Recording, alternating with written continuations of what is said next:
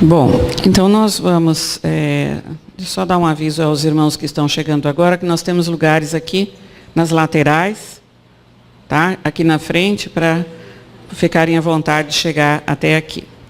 Bom, hoje é um dia especial. Todos os domingos são especiais, mas hoje nós temos um visitante muito especial.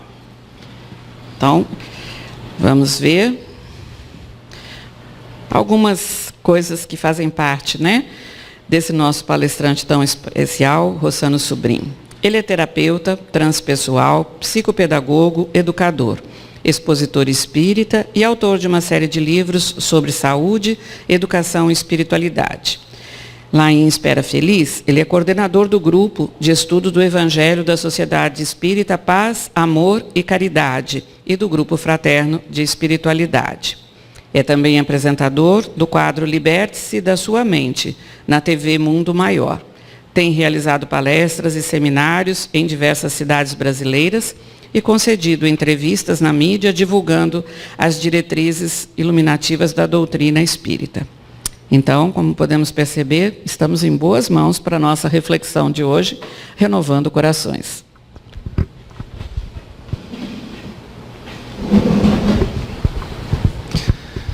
Senhores, senhoras, jovens, queridos irmãos espíritas, que Deus nos guarde e nos dê a sua paz. É uma alegria retornar à Vitória, tarefa de todo ano. Agradecemos de coração o companheiro Roberto Damasceno, que organiza sempre essas atividades nas terras capixabas, aos dirigentes do movimento espírita local. E estamos aqui, nesta noite, dentro de uma reflexão do nosso mais recente livro, que é Renovando Corações. Faremos um estudo sobre a afetividade. Pelo visto, poderemos falar até às 11h15, não é? 11h15. Os senhores estão confortáveis, ninguém está apertado, excetuando os obsessores. Mas vamos lá. Nós vamos começar com um pensamento, um fragmento do benfeitor espiritual Emmanuel, presente no prefácio do livro Nosso Lar, que é de André Luiz, pela psicografia abençoada de Chico Xavier. O benfeitor Emmanuel diz que os passos do cristão em qualquer escola religiosa devem dirigir-se verdadeiramente ao Cristo e que em nosso campo doutrinário precisamos, em verdade, do espiritismo e do espiritualismo, mas muito mais de espiritualidade. O espiritismo nós estamos conhecendo. 160 anos na Terra, o Consolador, organizado, sistematizado pelo professor Allan Kardec. O espiritualismo, nós temos diversas escolas, o catolicismo, o protestantismo, o budismo. Qualquer doutrina que acredite na imortalidade da alma é uma doutrina espiritualista. Inclusive o espiritismo também é espiritualista. Mas Kardec criou o nome espiritismo para denominar a nova doutrina que surgia, cumprindo a promessa exarada no Evangelho de Jesus, no Evangelho de João, capítulos 14 e 16, quando o Mestre nos prometer a vinda de um outro Consolador, o Paracleto, o advogado, o conselheiro, o Espírito da Verdade, o Santo Espírito, que viria restaurar a mensagem dele e trazer novas informações, como o Espiritismo tem feito muito bem. A Bíblia, portanto, não traz a última palavra aos humanos em termos de espiritualidade, porque o próprio Cristo promete a vinda de um outro Consolador que ampliaria os conceitos, as informações a respeito da vida imortal. Bem, o Espiritismo está aí, mas será que basta-nos frequentar casas espíritas? Quantas vezes nós estamos dentro de uma casa espírita, estudando, mas não conseguimos, na vida real, na vida diária, nos servicinhos diários, como diz o próprio benfeitor Emmanuel, colocar essa mensagem em pauta. Teorizamos, lemos muito, mas temos grave dificuldade em vivenciá-la. Espiritualidade transcende muito os quadrantes de uma religião institucionalizada. Espiritualidade se manifesta no ato da alimentação. ao conviver com as pessoas, na relação sexual, no trato com os indivíduos, em todos os momentos da nossa vida, deve haver espiritualidade. A forma como nós lidamos com os desafios, com os nossos pensamentos, com as nossas emoções, com as diferenças, com os ataques, com todo esse contexto turbulento, característico de um mundo de provas e expiações a caminho da regeneração. Se alguém no trânsito é agressivo, não existe espiritualidade ainda. Então Emmanuel está chamando a atenção, não basta trazermos rótulos, não basta estarmos matriculados nas escolas religiosas. E isso é muito importante, mas isso deve transcender os templos de pedra. Isso deve estar na nossa vivência diária. Durante muito tempo, houve essa dicotomia entre religião e vida profana. Profano significa fora do templo. Dentro da casa espírita eu falo mansinho, crescem asas nas costas, eu oro, eu louvo, eu canto, mas quando eu volto para a vida diária, eu perco muito dessa pulcritude, dessa mansuetude, dessa delicadeza, dessa sensibilidade.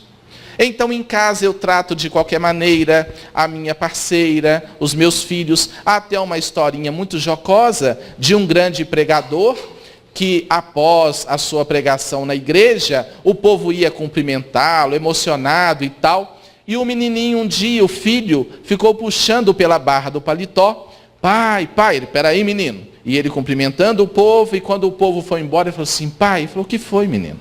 Vamos mudar para a igreja? Que isso, menino? Você ficou doido? Não, pai, vamos. Mas por quê? Ah, pai, porque aqui o Senhor é tão bom. Então, dentro da igreja, a gente se reveste de algo que a gente não vive lá fora. É claro que uma casa espírita não é um lugar comum.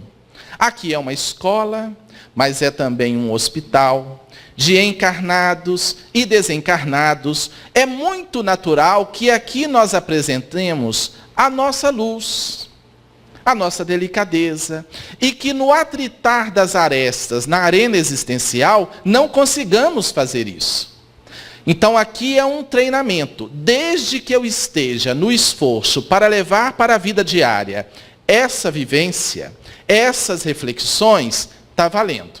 Agora, se eu achar que vindo ao centro espírita, a igreja XYZ, e bateu o meu cartão, que eu estou garantindo um pedacinho no céu, eu vou dizer para os senhores, está assim, céu é a sigla de Centro Espírita Umbral.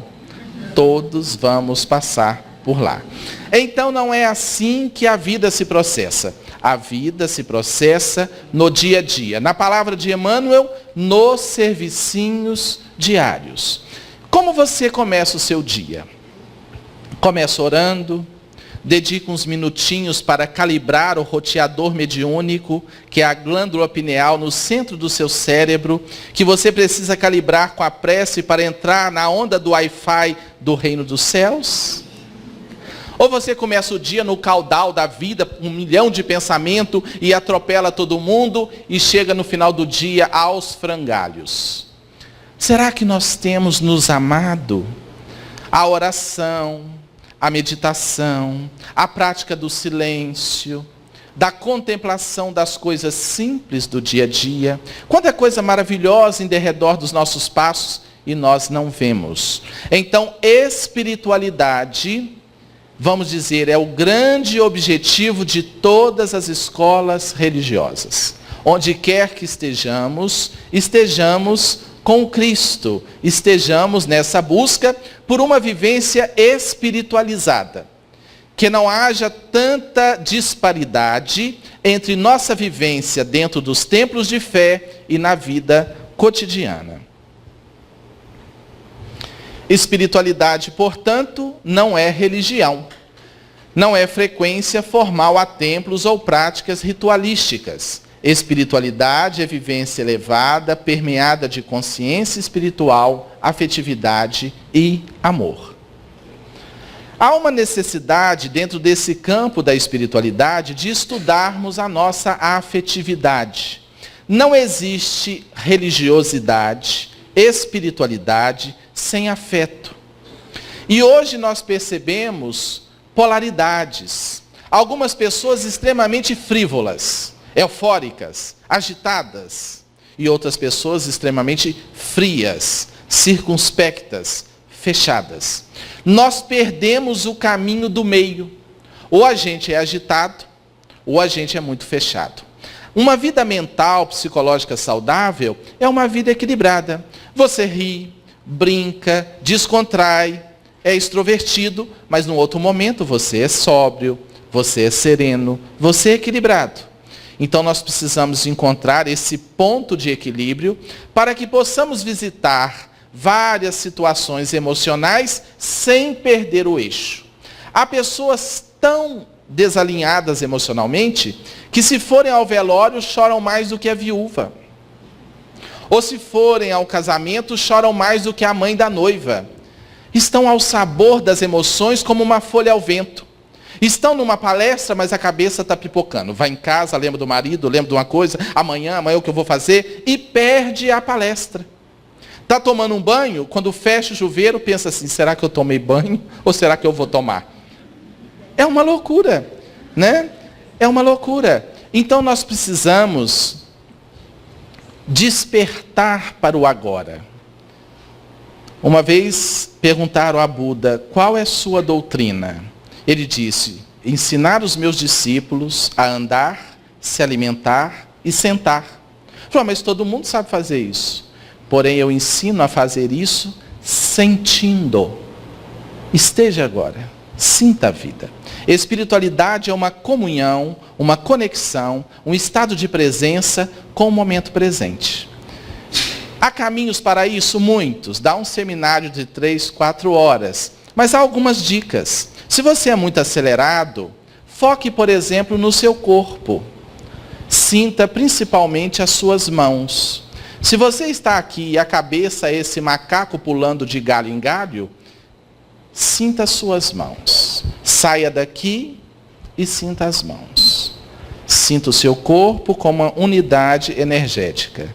E você vai aquietar. Sair do turbilhão de pensamentos que ficam no passado ou no futuro e fazer uma conexão profunda com o momento presente. E aí você vai sentir a vida. Você vai tomar um copo d'água e falar, puxa vida, que coisa boa, porque você está sentindo. Tem gente que precisa de muita cerveja para sentir um pouquinho da vida. Conexão no agora, você precisa de pouco para sentir mais a vida. Sobre a afetividade, começamos Jesus dizendo, e por se multiplicar a iniquidade, a maldade, o amor de muitos esfriará. Isso aqui é uma profecia de Jesus. Estamos vivendo esse momento. Parece que nós estamos decepcionados com a própria criatura humana, conosco mesmo. Nós estamos perdendo a crença no amor. Parece que virou sazon, conversa. Parece que o Evangelho de Jesus, ele é muito bonito no papel, mas parece que na vida real estamos descrentes do amor. Mas Jesus falou disso. Mas o Mestre também asseverou, nisto reconhecerão que sois meus discípulos, se vos amardes uns aos outros. Então Jesus propõe, nos fala desse tempo de transição, desse tempo apocalíptico, de final de ciclo evolutivo, em que o mal se desdobraria tanto na terra que muitos desistiriam do bem. Mas que nós, os cristãos, os espíritas cristãos, nós devemos acreditar sim, até porque é nosso dever amar. Nós sabemos que se a felicidade liberta, somente o amor felicita. Amar não é acreditar em tudo também. Jesus orientou sermos puros como as pombas, mas também prudentes como as serpentes. Você não tem que acreditar cegamente em nada, mas precisa acreditar que a nossa destinação, inexoravelmente, é a felicidade, a plenitude e a paz. A fraternidade e a afetividade constituem a verdadeira plataforma para a nossa evolução espiritual. Vínculos emocionais superiores despertam potenciais divinos na intimidade das criaturas humanas. Isso aqui nos fala da importância de estarmos juntos. Por que a necessidade das religiões? Nos mundos ditosos ou felizes, não teremos provavelmente religiões mais. Porque haverá a conexão com a verdadeira espiritualidade 24 horas. Mas eu acredito que estaremos sempre juntos. E na atualidade do mundo, eu atendo muitas pessoas e falo sempre, busque uma religião. Embora Deus esteja em toda parte, imanente, presente em toda parte, não se faz uma cirurgia no quintal de casa. Nós precisamos de núcleos, de centros, de igrejas, de locais especializados em espiritualidade. Dentro de uma reunião como essa, muitos trabalhos são realizados. Os benfeitores nos assistem, reabastecendo nossas energias, somos revigorados, a mensagem do Evangelho nos fortalece para o bom combate. Certa feita eu estava falando na cidade de Carangola, próxima à minha cidade de Espera Feliz, também em Minas Gerais, e uma tia de minha esposa, muito católica, trabalhadora da igreja, dedicada, foi assistir nossa palestra. E é curioso que essa tia de minha esposa, ela é médium, católica, mas médium. Porque a mediunidade não é propriedade do espiritismo. Há mediunidade no catolicismo, há mediunidade no protestantismo, na Umbanda, em todas as religiões há manifestações de mediunidade. O que o espiritismo faz é dar diretrizes seguras para a canalização dessa força psíquica a serviço do bem. Mas essa tia de minha esposa lá chegou, eu a recebi fervorosamente, com muita alegria. É tão bom quando a gente é acolhido afetivamente num núcleo assim. A gente sente isso aqui em outras casas também. E eu falei, ô dona fulana, que bom. Dona Arminda é o nome dela. Seja bem-vinda. Então, comecei o estudo. Comecei a palestra. A gente sente o envolvimento da espiritualidade. E a palestra transcorreu. E aí, após a palestra, ela veio, Rossano, deixa eu te falar uma coisa. Eu passei por uma situação muito engraçada aqui dentro. Falei, dona Arminda, o que aconteceu? Você começou a palestra, eu achei muito interessante e tal. Dali a pouco eu vi um pessoal diferente entrando pelas laterais. E eu olhei e falei assim, teremos alguma peça de teatro depois da palestra. E o pessoal veio, ficou um grupo atrás, um grupo nas laterais. Dali a pouco eles ergueram as mãos. Rossano. Não era gente como a gente. Eu falei, dona fulana, a senhora percebeu os benfeitores. Rossano, são os espíritos. São os espíritos. E eu achei, porque é uma senhora muito séria, muito dedicada, não teria por que ficar rasgando seda de coisa nenhuma. Então eu percebi a legitimidade. Como é bom estar no núcleo amparado pela espiritualidade. Quantos de nós aqui chegamos com a mente em beta, acelerados, transtornados, a mente fragmentada, sem sentido existencial, sem entendimento da vida, e a gente vai pacificando, a leitura é feita, a prece inicial, os benfeitores chegam, se aproximam, a psicosfera ganha qualidade e dali a pouco nós estamos serenos. Quem aqui já chegou bem aturdidinho aqui e sentiu essa pacificação mental? Levanta a mão sem vergonha. Todo mundo. Uma floresta de braços. Porque é diferente a psicosfera. Então, não abandonemos os nossos núcleos de fé. Jesus disse assim, nos tempos do fim, quem estiver sobre os telhados, não desça. Não desça. O que significa isso? Quem estiver nessa sintonia com a espiritualidade maior. Vivemos tempos muito turbulentos. Tempos de agressividade, de desrespeito às diferenças, de falta de compreensão aos diferentes. Um momento como esse, por exemplo, seja você ferramenta do bem, de compreensão. Porque todo ponto de vista é a vista de um único ponto. E nós não temos verdade absoluta. Eu estou vendo uma realidade que os senhores não estão vendo. Os senhores estão vendo algo que eu não estou vendo. São pontos de vista diferentes. Respeitar o ponto de vista do outro, buscar o nosso entendimento e caminhar com tranquilidade, porque isso é muito importante. Por mais que você se manifeste, saiba respeitar a manifestação do outro. Vou dar uma dica de saúde mental para esse momento difícil do país.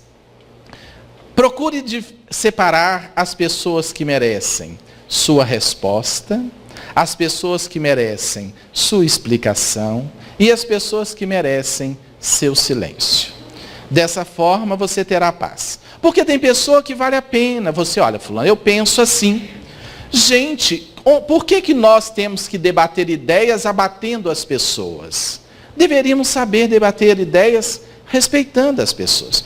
Penso diferente, Rossano. Seja feliz. Voltaire, o grande pensador francês, dizia: posso não concordar com uma palavra do que você diz, mas eu dou a minha vida para que você possa dizer, porque é tão bom poder dizer.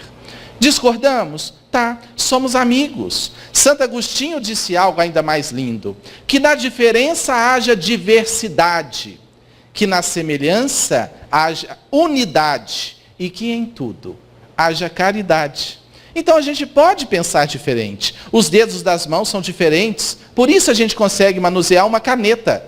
Então a diferença é diversidade, é riqueza, são leituras da vida. Por que eu tenho que achar que a minha leitura é perfeita? Eu posso defendê-la, mas tenho o dever de respeitar. Enquanto a gente não aprender a lidar com isso, nós seremos infelizes. A afetividade passa por isso.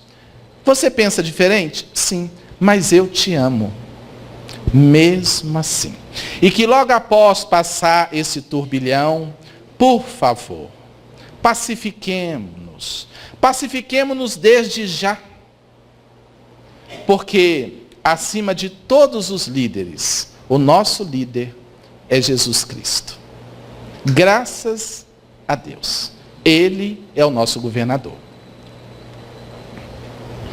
Estudar a afetividade humana através do autoconhecimento, desenvolvendo os sentimentos nobres e a sensibilidade, é o caminho para a vitória do amor sobre o orgulho, o narcisismo, enfim, sobre os filhos do egoísmo. Estudemo-nos. Será que eu sei como eu reajo?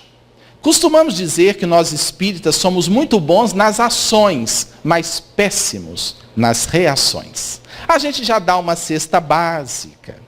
A gente já dá um prato de sopa, faz uma caridade de hora marcada, mas na reação nós tombamos. Alguém vem contra nós, a gente perde a paz. Como diz o querido José Raul Teixeira, é porque nós ainda não somos pacíficos. A paz é um penduricalho que a gente carrega no pescoço, e qualquer coisa a gente perde a paz e vai embora. Sejamos analistas de nós mesmos. Como eu reajo? Agir e reagir. E os Espíritos dão a fórmula.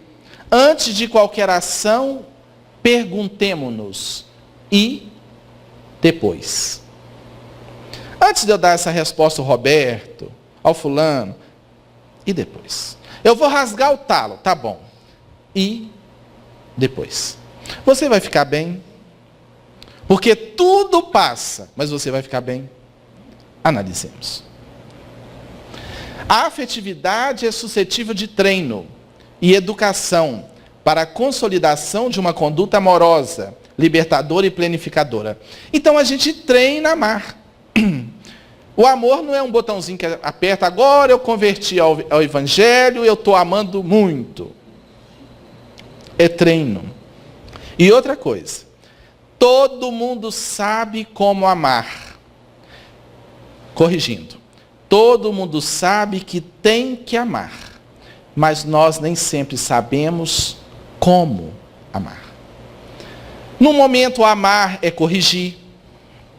No outro momento, é ouvir. No outro, é silenciar. Na educação de um filho, por exemplo, amar não é permitir tudo.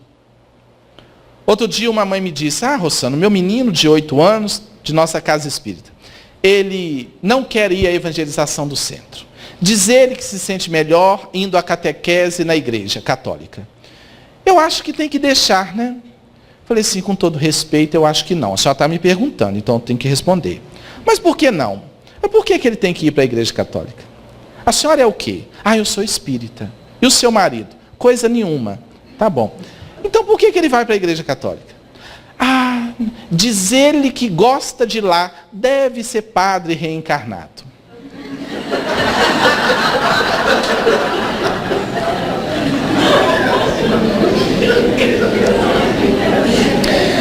Eu aprofundei o olhar e falei assim, deixa eu falar para a senhora. O filho da senhora estuda numa escola particular, com os coleguinhas da alta sociedade, e a nossa evangelização só tem menino pobre. Ele está descontextualizado. Os coleguinhas da escola particular estão lá. É mesmo. Então arraste ele a laço para o centro para conviver com o pobre. Porque ele precisa ter contato com a realidade. Já chega à escola particular, onde é um mundinho paralelo, com todo respeito, mas nem sempre é a vida real. Lá tem a intelectualidade, mas aqui tem o evangelho. Então, o meu pensamento, mas se ele tomar raiva do centro espírita, aí já é um problema dele mais tarde. Se mais tarde, aos 18, mãe, eu vou ser católico, vai com Deus. Mas até lá, ele escolheu tomar ou não as primeiras vacinas? Não. Então o evangelho do Cristo, conforme nós entendemos que é, traga ele para cá. Até porque a criança precisa respeitar. Não estamos dizendo aqui é melhor do que ali. Estamos dizendo o seguinte, nós não acreditamos nisso. Porque o que ele quer lá não é evangelho. Ele quer colegagem. Então traga para conviver com os menininhos mais pobres. Nós temos uma evangelização de 50 crianças. Minha esposa é coordenadora da evangelização. São 4 turmas, 8 ou 9 evangelizadoras. Trabalho muito bem feito, lindo. Ela falou, eu vou trazê-lo. Traz sim. Até porque a criança não tem escolha não. Para o bem, traga aqui. Posteriormente, chegou aos 16. Mãe, eu estou me identificando com a doutrina católica. Tudo bem. Siga o bem. Até lá, vem para cá. Então a gente precisa educar. A gente precisa trabalhar isso. A gente precisa ter força. O erro nosso, como pais, é querermos que os nossos filhos nos amem. Aí a gente fica sendo bonzinho, permissivos. E eles não vão nos amar. Não vão nos respeitar. Porque antes do amor vem o respeito. Recentemente, no final de semana, eu fui a um aniversário com a minha família, minha esposa, aniversário de uma familiar de minha esposa, numa cidade próxima, e minha filha se arrumou, minha filha tem 14 anos, eu tenho um filho de 8 anos, se arrumou o cabelo, aquele período da vaidade, tal. Tô bonita, pai, tá linda, filho, e tal. E lá fomos nós. Quando chegamos lá, ela olhou, só tinha adultos e crianças, não tinha adolescente. Aí ela sentou. Sentou e fechou. Falei, o que você incorporou aí? Nada não, pai. Porque você estava tão bem, eu já tinha percebido que ela estava sem lugar. Porque de um lado, só velho. Do outro lado, só criança e ela ali. O que houve, Ângeles? Ela chama Ângeles. Nada não, pai. E eu fiquei de olho. Ângeles, você está assim porque não tem colega? Só tem criança. Mas é aniversário da tia de sua mãe. Nós estamos aqui. Não é assim. E ela ficou emburradinha ali. Ela é muito boa, solista, amorosa, educada, gosta de estudar. Uma filha que eu só tenho a agradecer. Mas é aquela fase assim, que é tudo idealizado. Tudo tem que ser do jeito agradável.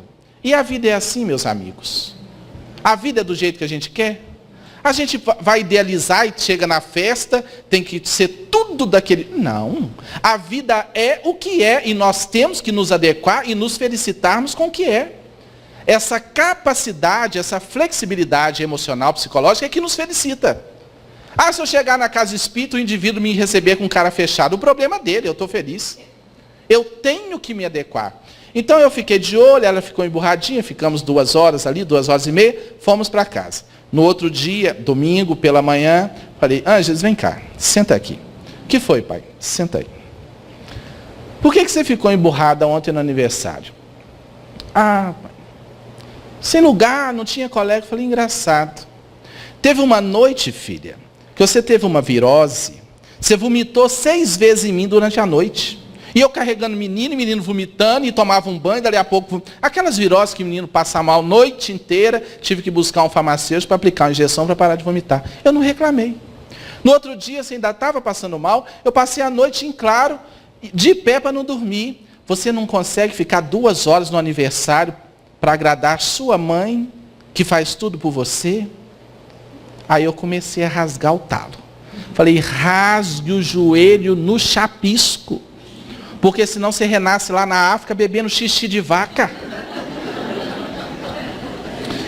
Ela começou a chorar, eu falei, não adianta chorar. Para com isso, você tem tudo. Você fez o seu cabelo para ir no aniversário. O pai não importou. Aí você chega lá, porque não tem a colegagem, você não vai ficar bem. Agradece, filha, agradece. Nós temos demais. Nós temos saúde, afetividade, amor, os recursos básicos, temos tanto. E aí eu descasquei e falei, nunca mais eu quero cara feia em lugares onde você de repente viu que não tem seus amigos. Nós temos que estar bem, sim. Tá bom, pai. Desculpa. Falei, olha lá, hein? Na próxima será diferente, eu vou falar mais sério com você. Tem tanta coisa boa. Então nós temos que aprender a viver. Nós temos que aprender a sentir frustração. Feliz das crianças que têm frustrações. O espírito fica mais fortalecido. Eu falei, aos 10 anos, eu era guarda-mirim numa loja de móveis. Eu limpava o chão, fazia café e espanava móveis. A criança ainda podia trabalhar. Foi uma bênção. E ainda fazia cobrança nas favelas, no alto morro, com um cachorro correndo atrás. E para compensar, ainda tinha um gerente, discípulo do capeta, porque me perseguia. Devia ser, ele não gostava de um familiar meu, e me perseguia. E tinha dia que eu ia para um canto chorar sozinho, 10 anos. Mas aquilo me fortaleceu. A gente aprende a lidar com a vida. Os meninos hoje, qualquer coisa é aquele milindre. Então, precisamos treinar para viver. Aceitar a vida como a vida é, para sermos felizes. Uma vez uma senhora foi até Chico Xavier e falou, Chico, eu estou profundamente infeliz. Eu tenho dinheiro, saúde, um marido maravilhoso, 2 filhos excelentes, mas eu estou infeliz. Aí o Chico falou assim, pois é, às vezes nos falta a alegria do outro. Como assim? A alegria que não produzimos no outro. Eu não faço nada para... Eu não tenho felicidade. Saia de si ao encontro do outro. Ajude, sirva. A felicidade é um bumerangue que a gente lança e volta até nós. Se você não promove o bem, se você não ajuda ninguém, saia de si. Ah, mas eu não sei o que fazer. Aprenda. Vem para cá, ajuda a abrir o centro, passa uma vassoura no centro, ajuda na livraria, vem ajudar no passe. Sei lá, tanta atividade. Parado até a poça d'água da mosca. A vida é ação. Comece fazendo um pouquinho, mas comece a fazer. Né? Não tem nada melhor do que para combater a obsessão que vassoura. Começa a varrer, varre os obsessores juntos, vai varrendo. Uma vez um médium, né? Um jovem que queria ser médium, missionário, ele foi até Chico Xavier e falou assim, Chico, eu tenho uma mediunidade portentosa e eu quero saber por onde eu começo a minha missão. O Chico falou assim, pela vassoura. Eu falei, mas mediunidade de vassoura eu não conheço. Você vem para o centro cedo, passa a mão na vassoura, varre. Uma hora algum espírito fala com você. Enquanto isso... Né?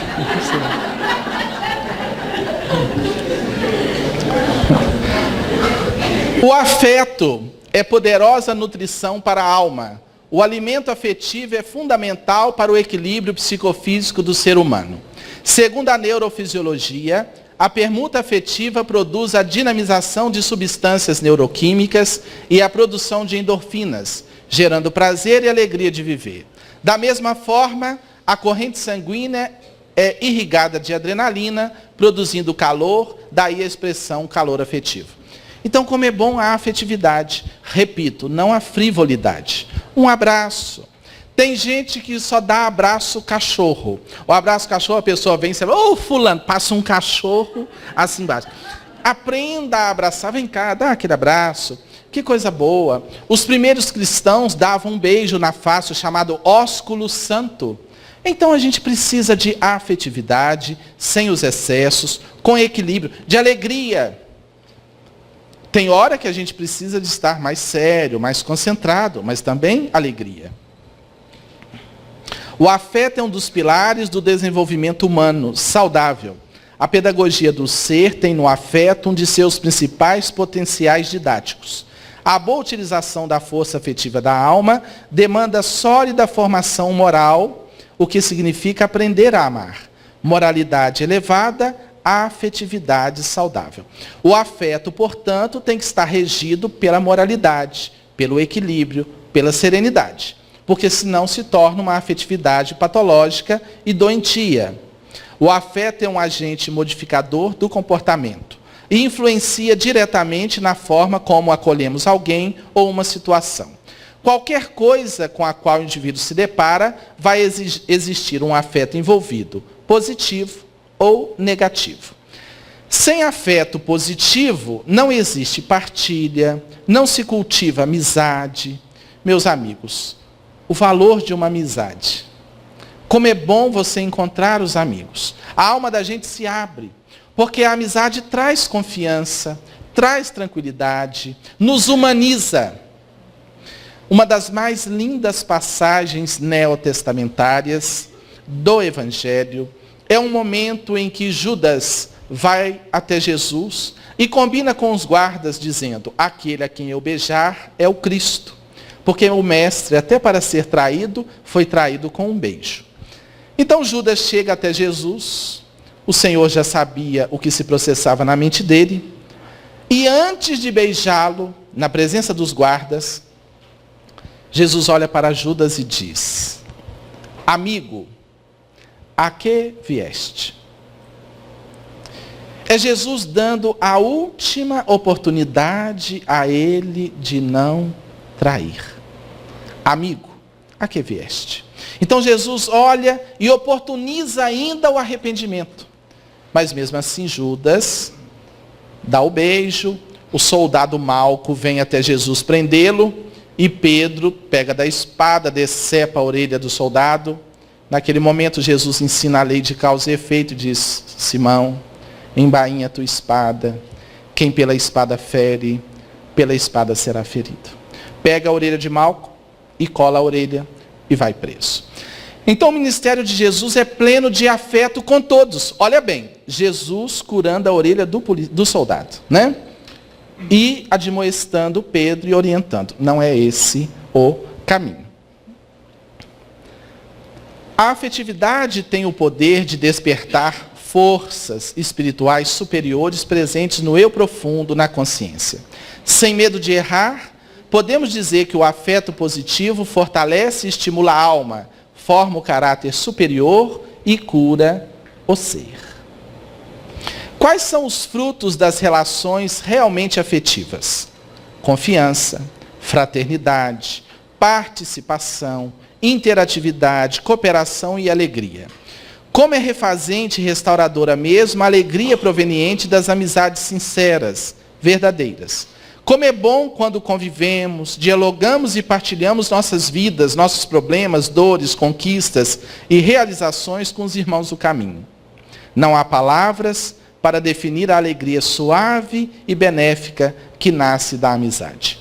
E como é bom construir amizades dentro de um campo, de uma seara espiritual.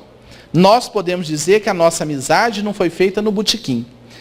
Porque muita gente fala assim, é tão difícil o caminho espiritual, algumas pessoas se afastam. É assim mesmo.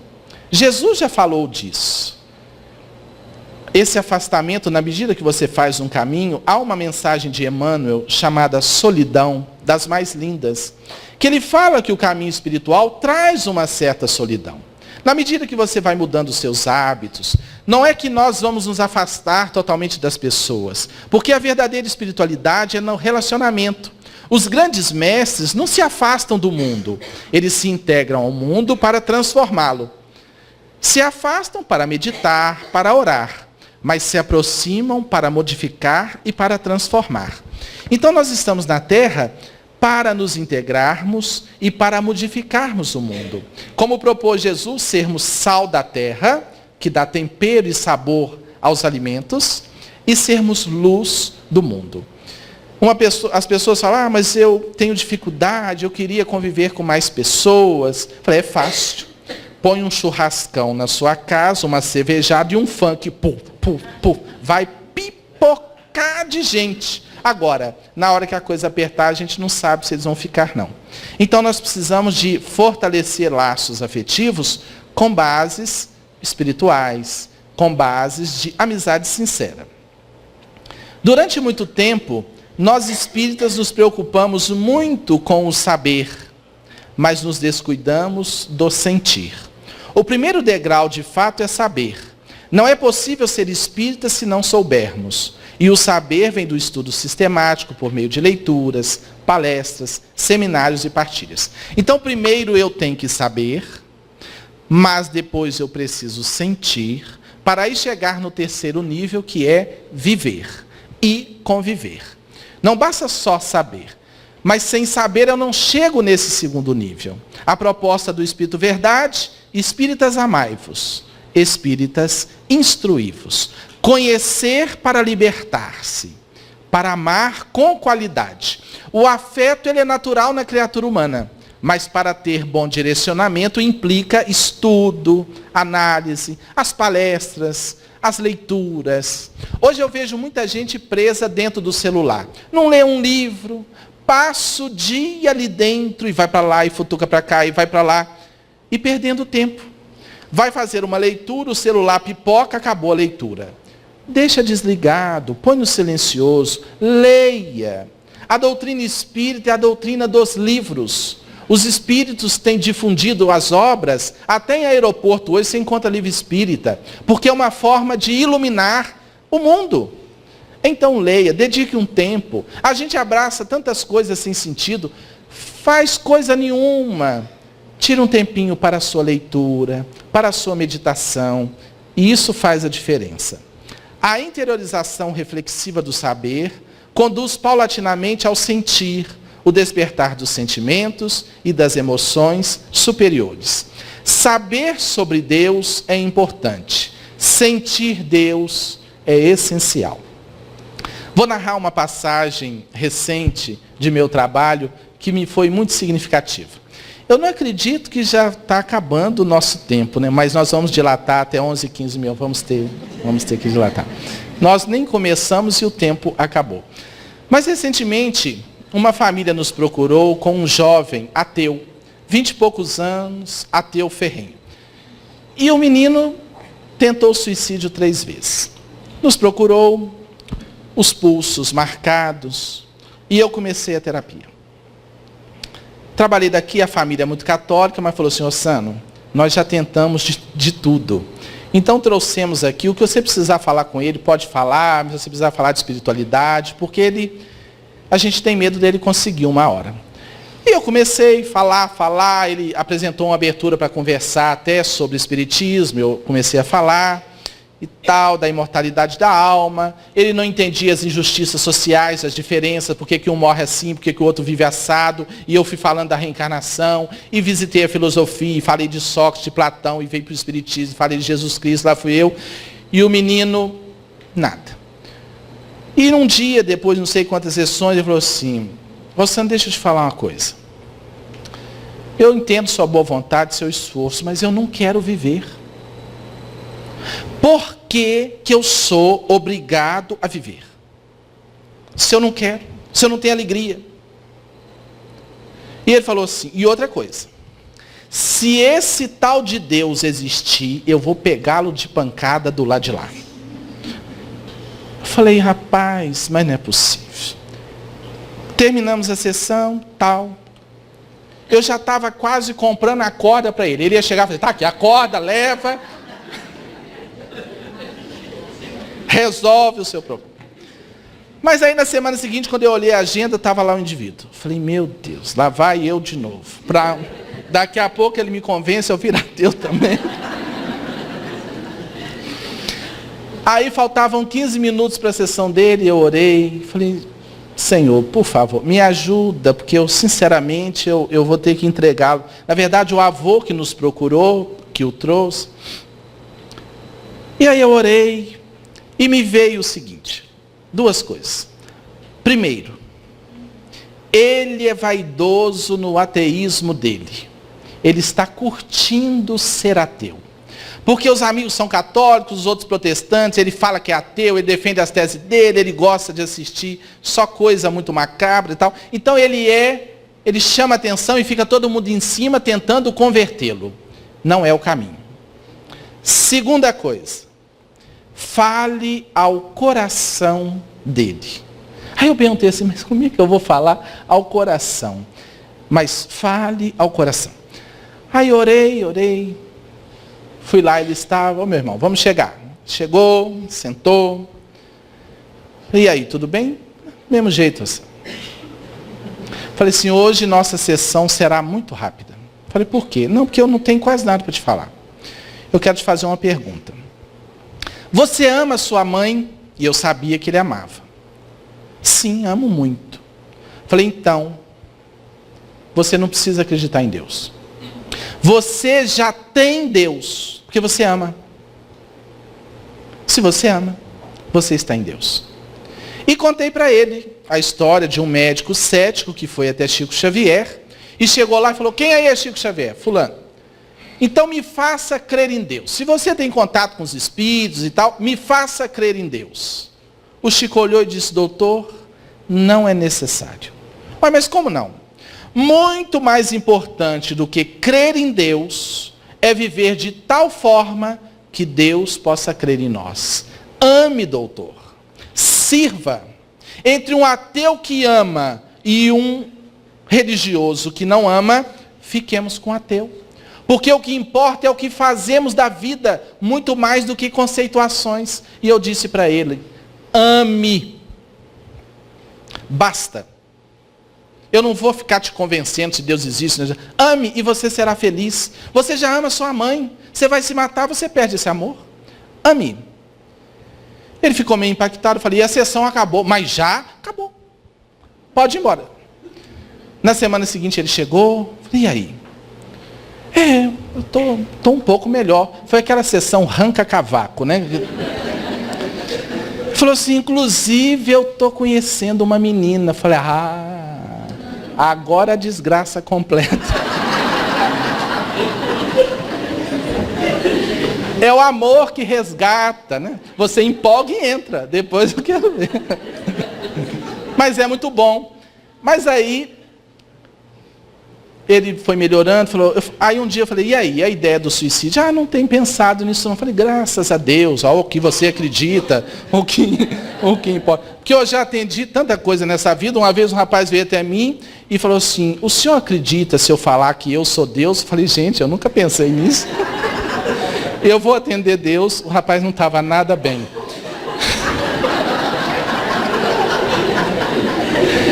No final, quando terminou, eu falei assim, vai com você mesmo. Ai, Jesus de Nazaré. Vai com quem? Vai com você. Mas aí o rapaz saiu bem, até então não fez nada e tal. E outro dia, fazendo esse estudo numa cidade, em Alto Jequitibá, cidade vizinha nossa, minha esposa foi junto e tal. Aí eu estava contando o fato e tal, sem citar nome. Aí ela falou, Rosane, tem uma novidade que eu não te contei. E a menina que ele está namorando está grávida. Eu falei, pronto, agora ele está resgatado. Porque agora, além de ter a mãe que ele ama, ele vai ser pai. Então não tem problema se é solteiro ou não. Está um filho chegando, Deus mandou para ajudar o processo. Amemo-nos. Não há felicidade fora do amor. Eu quero encerrar o estudo da noite partilhando com vocês uma experiência nesse nosso livro, que é Renovando Corações, que é um livro proposta também, que fala sobre a afetividade. Eu coordeno uma reunião em Espera Feliz há 14 anos, uma reunião com 50 pessoas estudando o Evangelho segundo o Espiritismo. E dentro dessa reunião tem 14 companheiros que nos ajudam mais diretamente, aplicando o passe, apresentando livros. E eu percebia que nesses 14 anos eu não tinha tempo para estar com esses companheiros, para sentar, conversar, falar de nós, partilhar e tal. E eu comecei a reunir com esses 14, uma vez por mês, numa reunião fraterna, num diálogo fraterno entre nós, com partilhas, cada um falando um pouquinho de si, dos seus desafios, não para ler livros, não para estudar livros, mas para partilhar. As reuniões, meus irmãos, têm sido tão extraordinárias, são verdadeiras terapias em grupo. E eu fui pondo no papel as ideias dessa reunião, e aí, quando eu vi, tinha escrito 140 e poucas páginas, que deu origem ao livro Renovando Corações, o poder do afeto na casa espírita. É uma proposta, tem vários textos estudando a afetividade humana, e no final a gente apresenta a proposta da formação desses grupos a gente chama de GEF, Grupo Fraterno de Espiritualidade, onde nós vamos sentar para conversar. Uma vez por mês, não precisa mais do que isso, porque nós já temos outras atividades na casa espírita e não podemos abandoná-las. Para a gente conversar. Ano passado, no Rio de Janeiro, 3 pastores protestantes suicidaram. Este ano, em nossa cidade, houve o suicídio de um pastor da Assembleia de Deus. Eu fiquei pensando, são líderes que coordenam rebanhos, numerosos, mas talvez não participem de grupos mais próximos. Os nossos irmãos católicos têm os grupos de reflexão, não tem? Certamente o senhor sabe. São grupos que se reúnem cada semana numa casa. Excelentes. Os irmãos evangélicos, alguns têm as células, que são reuniões. E eu acho que nós carecemos disso. Não é nada antidoutrinário, nada que dificulte nada. Naturalmente, se for para fazer encontros assim dentro de uma casa espírita, tem que passar pelo crivo da direção. O coordenador de uma reunião dessa tem que ter conhecimento de doutrina espírita. Mas é uma proposta singela, que eu gostaria que os irmãos conhecessem, e está aqui o nosso e-mail para partilhar conosco. Mas, em síntese, vivemos tempos muito difíceis.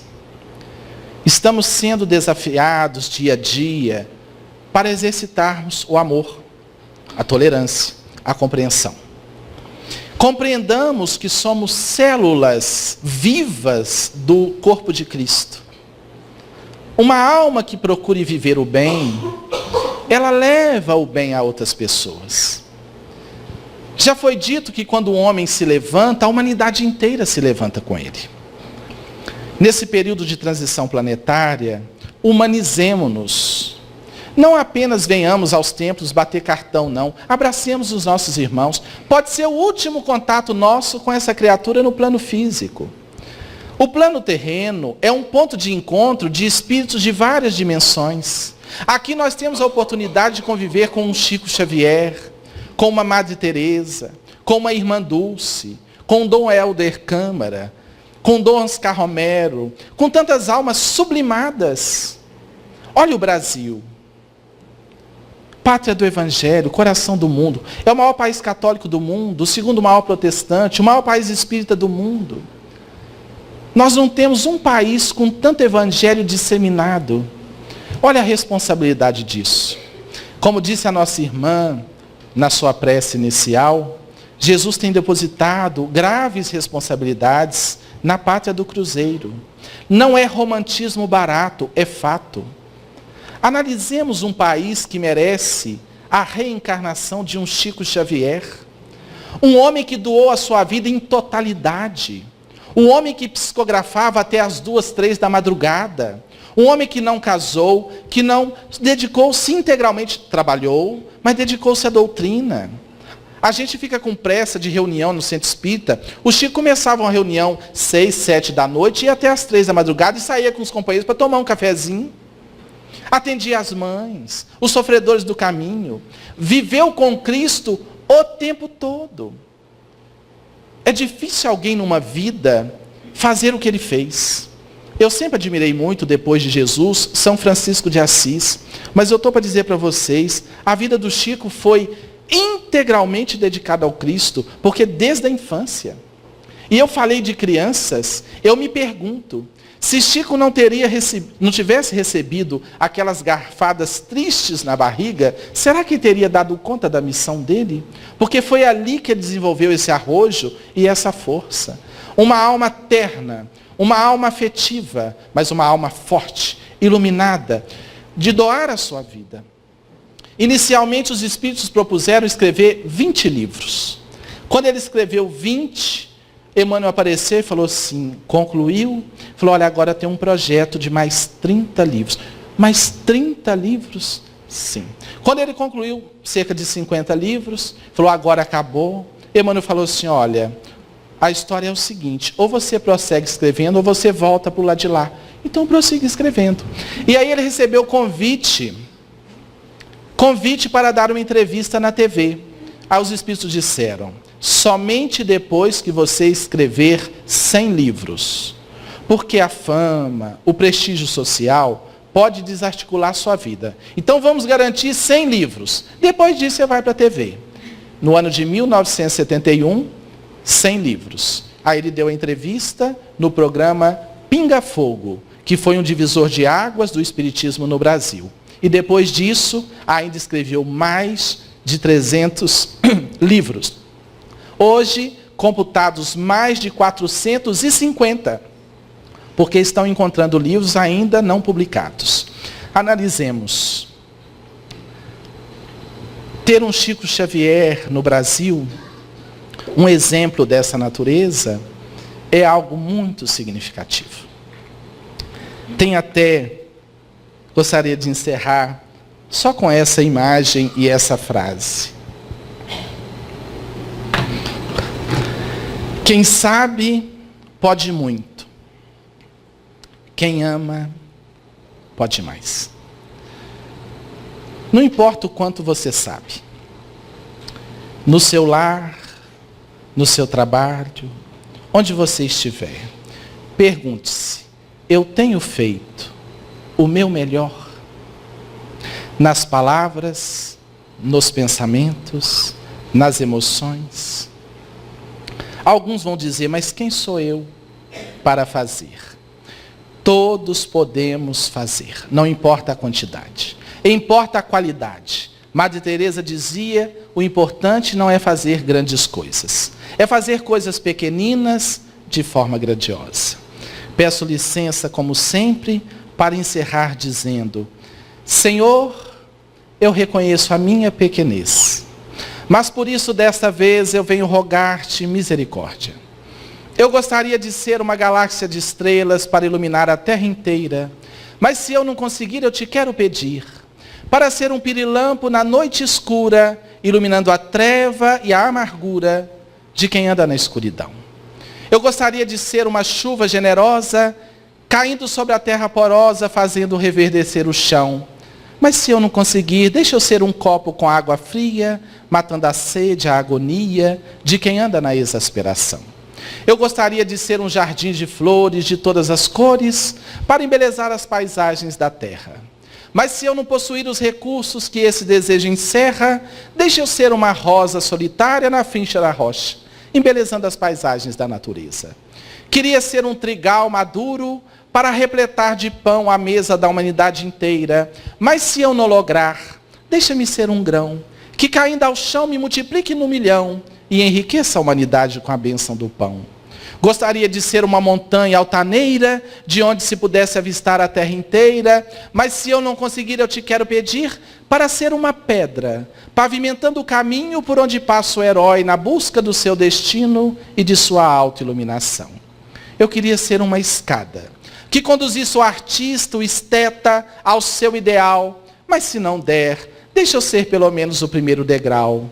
Gostaria de ser um cantor, um declamador, um compositor, para cantar a tua mensagem de luz. Mas se eu não puder, Jesus, Permita-me ser uma árvore, com a estrada sob sua sombra. Ou então estar ali no chão, esperando de mansinho, passar um coração pelo meu caminho, e quando ele se for, eu lhe possa dizer: olá, amigo, para onde vai?